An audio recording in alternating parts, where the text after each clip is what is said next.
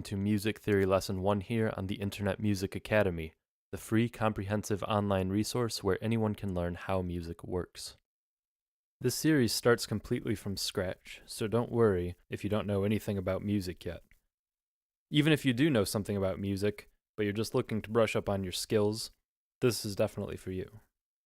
If you are already learning a musical instrument, or have always wanted to learn music theory but have never had time, or if you're interested in writing and producing your own music, this is a perfect place to start. Welcome.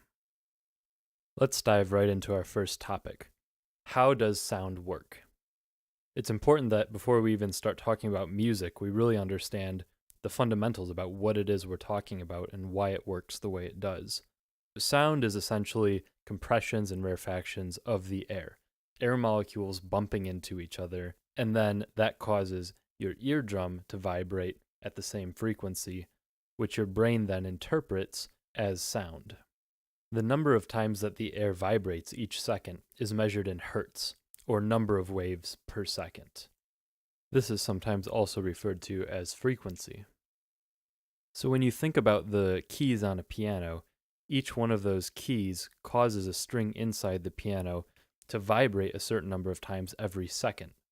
For example, if you hit the A above middle C, for those of you that know where that is, that will cause the string inside the piano to vibrate 440 times every second. This is a standard tuning frequency that is used by most major orchestras. So if you've ever been to an orchestra concert before, and you see them tuning beforehand, they're all making sure that their instruments are vibrating at the same frequencies with each other, and they use A440 to standardize that. Now on a piano, a standard 88-key piano, the lowest note is also an A, and it vibrates at about 27.5 hertz, or 27.5 times every second. This is actually not very many times. The lowest that most humans can hear is about 20 hertz. So this low A on a piano actually sits just above the lowest hearable sound possible. On the other end of the spectrum, humans can actually hear up to about 20 kilohertz, or 20,000 vibrations per second. The highest note on a piano, a high C, actually only vibrates just under 4,200 times a second, well within hearing range. Now, it should also be noted that this range of 20 hertz to 20,000 hertz is what we would consider a normal hearing range for someone who is relatively young and healthy. As you age, or if you listen to a lot of loud music, that range gets smaller and smaller, and you typically lose your high-end hearing first. So, in short, frequencies make up notes, and notes are our building blocks of music. All that music really is, in the end, is different notes, different frequencies that have been organized in some sort of meaningful way. There is definitely some reason to debate a more specific definition of what music is, but for the sake of these lessons, we're going to keep it simple.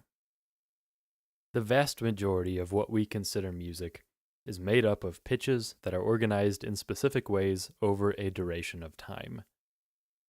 These pitches, also called notes, make up our basic building blocks of music.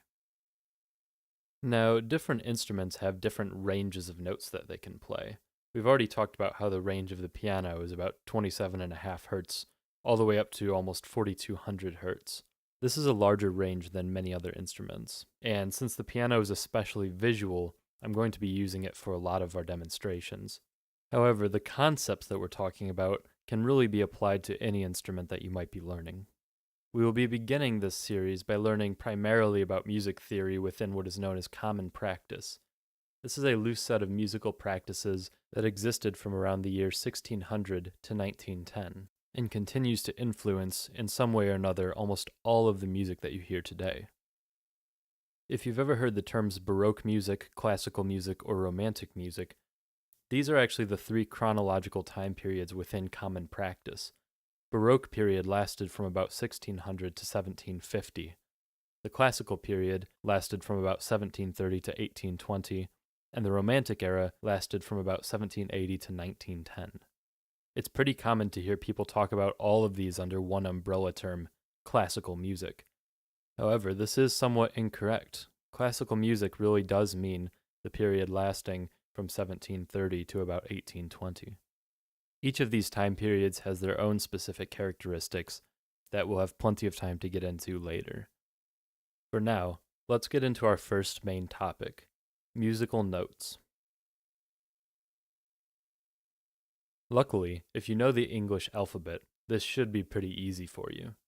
The musical alphabet uses the first 7 letters of the English alphabet, A, B, C, D, E, F, and G. However, if you look at the piano keyboard, you would notice that you have a repeating pattern of 12 keys. So in order to account for the additional 5, we use the modifiers sharp and flat in addition to one of those 7 letters, so that we end up with names like B flat and C sharp, in addition to just our natural notes. It's a common misconception that there is any relationship between, say, C and C sharp, except that they're right next to each other. Even though they both have C in the name, they're really entirely different pitches. They're vibrating the air at different frequencies. The musical alphabet could have just as easily used the first 12 letters of the alphabet, A through L, to name the pitches. It would be exactly the same, but they didn't. But how are the notes actually named? We can start by thinking of the white keys as our natural notes, A through G, no sharps or flats. To name the black keys, you would move either up or down from a corresponding white key. If you moved down to a black key from a white key, you would add the word flat to the name of the note that you came from. If you moved up, you would add the word sharp to the name. For example, C sharp would be the black key up and to the right of C. However, that same black key is also down and to the left of D, making it also D flat. This is true. Lots of notes actually have 2 or more names, and the one that you use depends largely on the context that it's in, which we haven't learned about yet. If you look at the white and the black keys on a piano, you'll notice a repeating pattern of 12 notes. You have a group of 2 black keys, a group of 3 black keys, and white keys in between, and then that pattern will repeat. One time through, this pattern spans the distance known as 1 octave. Over the course of going up 1 octave, the frequency, or hertz, doubles.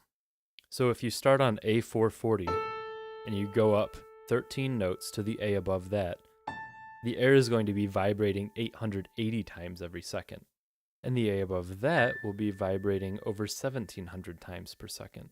So while we hear the distance between every note as the same, in reality it increases and decreases exponentially. So there you have it. In Lesson 1, we learned that musical notes are really just vibrations of the air, which cause our eardrums to vibrate, which our brains then interpret as sound. We also learned that musical notes are named with the letters A through G, but can also have sharps or flats added, for a total of 12 distinct pitches in each octave. In Lesson 2, we'll be talking about how the distance between 2 pitches is measured, a concept referred to as musical intervals. If you would like to test your knowledge of Lesson 1, be sure to check the description for a link to the quiz. If you find this course to be helpful, be sure to like and subscribe to make sure you don't miss any new content. If what you have learned here has made you a better musician, please also consider becoming a patron of the Internet Music Academy for as little as $1 a month on our Patreon page. Link also in the description. Have a great day, and I look forward to seeing you in the next lesson.